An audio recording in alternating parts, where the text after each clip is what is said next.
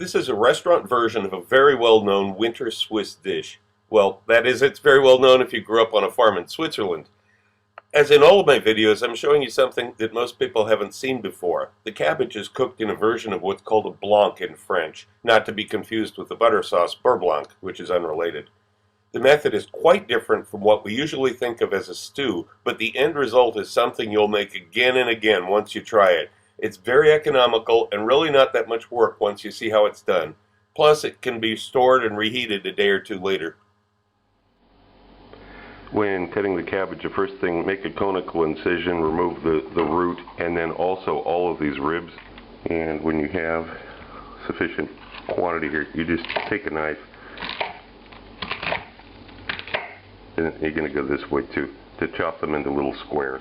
And this is what you want. The pieces don't have to be exact. You just want, little squares like this. That's the ideal. I have a pot here with 700 milliliters of water in it. Add all the cabbage.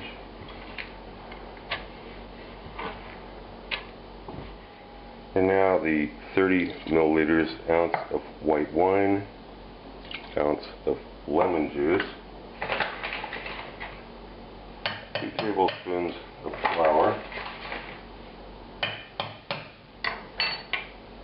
and that's about 1.5 teaspoons of salt. That's about right.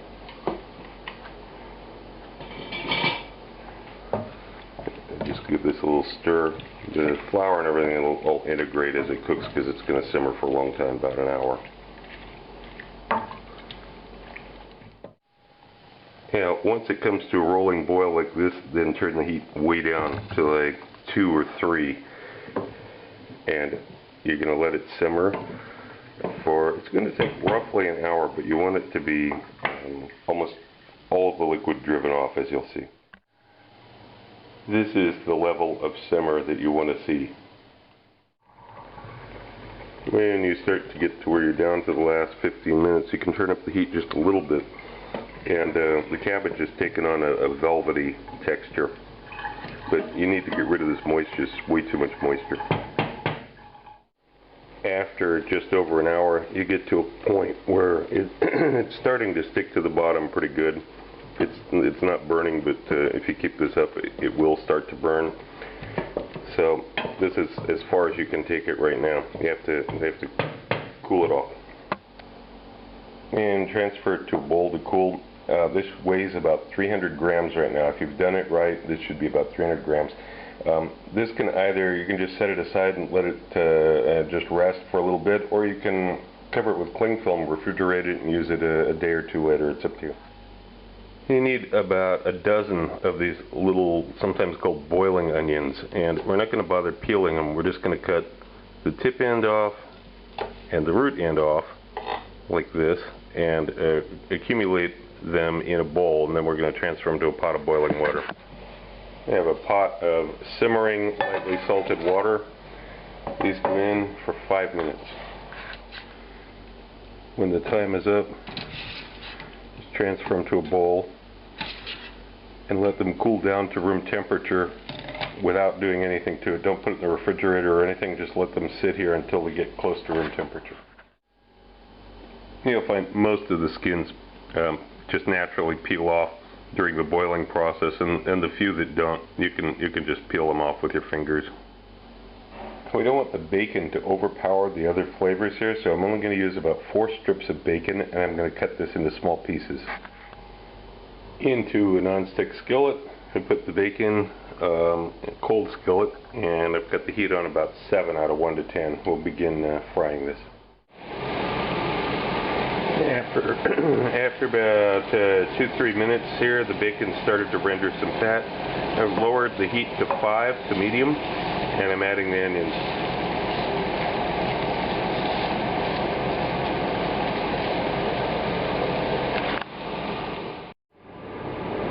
After about 3 more minutes, I've removed the onions to a baking dish that's going to go in the broiler as explained in the next text.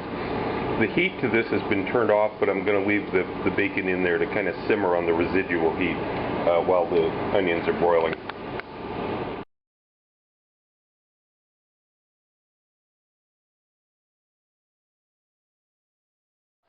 Okay, the onions are in the broiler. It's been about 2 more minutes. This bacon is still sizzling. Now we have this velveted cabbage that's going to go in here with the bacon. We use the residual heat, what's left, to mix this together, kind of melt it together. And this is just going to stay here in the pan until we're ready and the onions are done. We're getting close to being finished with this. It's not that complicated of a recipe. And after about 30 minutes you have some nice browning on the onions. And we turn our attention back to the pan.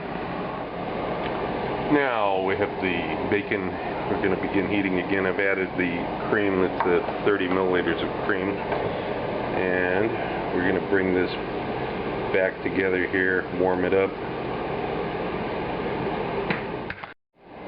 And as it starts to bubble, it's a little bit thick, so I'm going to add a little bit of water to this.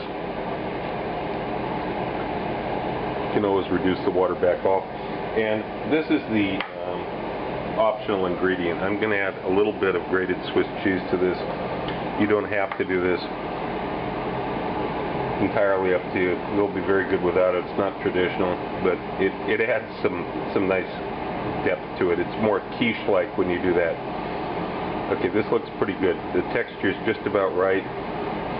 I'm going to plate this up and I'm going to put the onions on top and then a little bit of freshly picked parsley, as you'll see.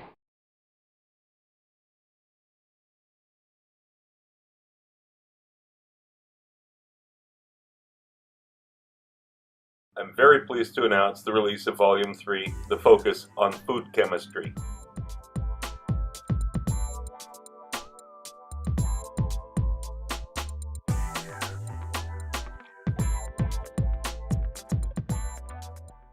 I want to clear up a few things about these 3 volumes. First, they all contain completely different information. There's no duplication, they're not revisions. When I wrote Volume 1, I had 2.5 years of YouTube videos to cover. People had been asking me for the printed list of ingredients for all of those dishes, and so I obliged. There are recipes with stepwise directions and many tips offered throughout, as well as an extensive history of Russian cuisine over the last 1,000 years, but Volume 1 is very different from Volume 2 and 3. In Volumes 2 and 3, I only had about 9 months of YouTube recipes to cover in each, so I was able to provide stepwise directions for everything. In Volume 2, I included a lot of additional information about cooking and some simple examples of flavor chemistry to set the stage for Volume 3.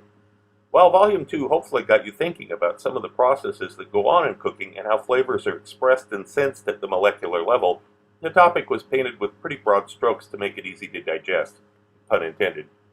Volume 3 is a milestone of the series, in which I have included an entire introductory course in food chemistry, which is why Volume 3 is about 70 pages longer than Volume 2. And if you just want the recipes, that's okay too. You don't have to read the first few chapters, but if you've ever been curious about what influences tastes and flavors and the rationale for deciding cooking times and temperatures and why things taste different when they're combined in different ways, this book will answer many of those questions. It also paves the way for Volume 4, which will be next year.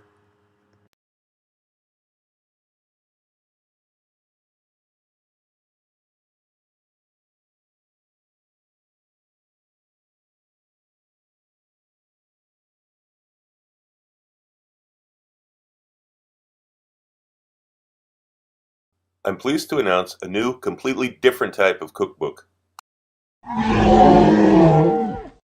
If you watch my channel regularly, you know that the recipes I present are usually centered on meat or seafood and seldom vegetarian dishes. This new book is a departure from that norm. Only vegetables, fruits, eggs, and dairy are used in dozens of recipes here. The key here is that these recipes don't taste like typical vegetarian food. This isn't a bunch of salads and bean sprouts wrapped in pita bread. These are completely satisfying, hearty dishes that use the science of food chemistry to produce meat-like aromas and flavors. But don't worry, there's no weird chemicals involved, just ordinary foods and spices that you can get in any grocery store. This really is an entirely new approach. These are flavorful, filling meals produced by a distinctive cooking method and unexpected combinations of ingredients. Once you see how it's done and understand the method, you can apply these preparations to some of your own recipes and transform them into vegetarian dishes too.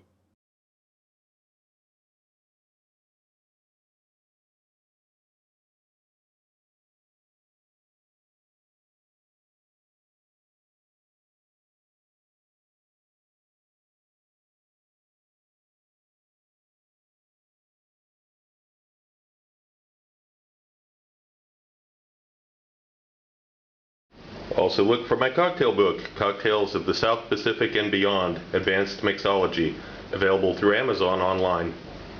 If you want to know more about my adventures as a chef around the world and have some great laughs along the way, be sure to check out the video tour of my book, 40 Years in One Night. It's up on YouTube right now. Click the link.